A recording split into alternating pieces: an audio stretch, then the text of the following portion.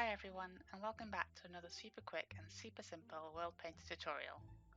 Today I'm going to go over snowy mountains and smooth snow. To do this we're going to want to get TylerTimoJ's brushes, which I'll leave a link to in the description. To get started, make sure you have Raise and Lure Terrain selected and have intensity at 100%. Then select one of the brushes from this pack. I recommend any of these four up here, and just click and hold in place. You can move the cursor around a little bit to have slightly less rugged looking mountains, but this is just my personal preference. I'm now going to quickly build some mountains for you, and I'll get back to you once I've done that.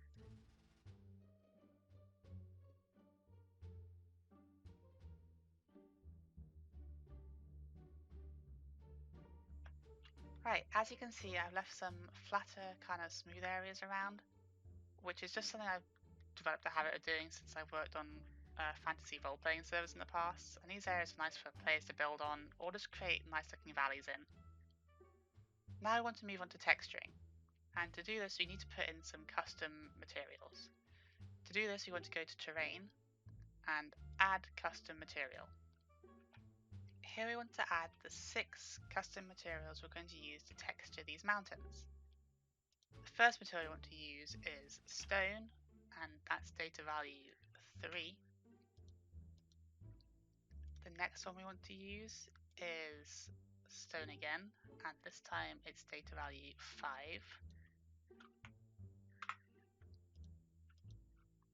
And again, this time it's just regular stone.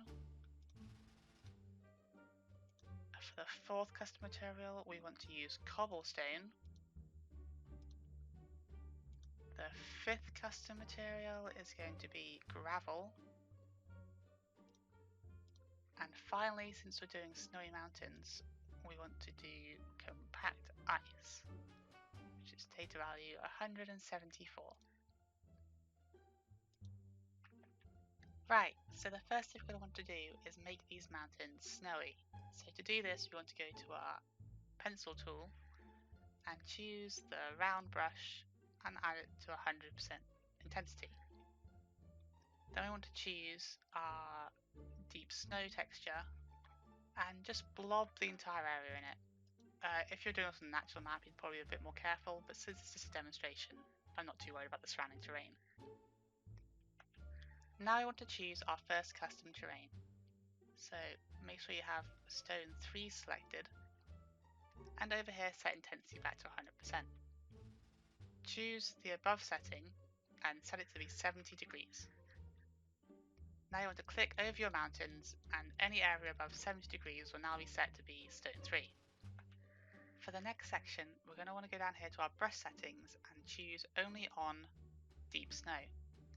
If we don't do this, each preceding layer will override the last layer and we'll end up with no variation in our terrain. Now we want to go over to custom terrain and choose our next layer. Just lower the degrees by 5 to be 65, and once again dot across our snowy mountains. We're going to want to do this for each of our custom layers, down to the packed ice, lowering the degrees by 5 each time.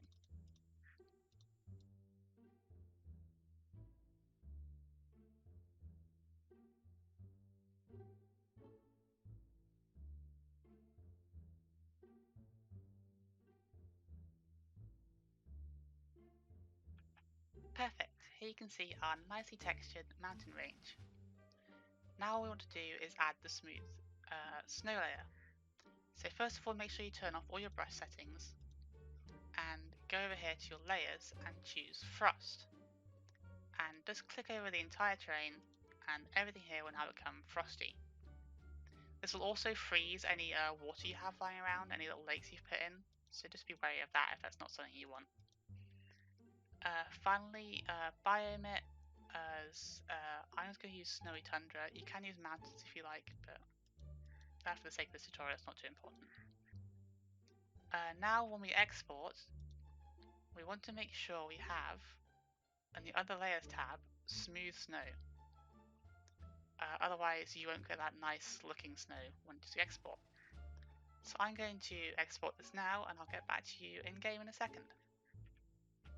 Okay, so here we are in game, and I think this looks quite nice. Here's an example of the smooth snow from the frost layer. And the other thing the frost layer does is cover all the existing terrain in snow, so you don't have those jarring areas where you've walked through them once and there's snow and the rest of it isn't. I quite like the look of the mountains. They're all quite rugged. The more rugged the terrain, the less the smooth snow works. So up here you won't see much of an example of smooth snow, whereas down here you'll see it everywhere.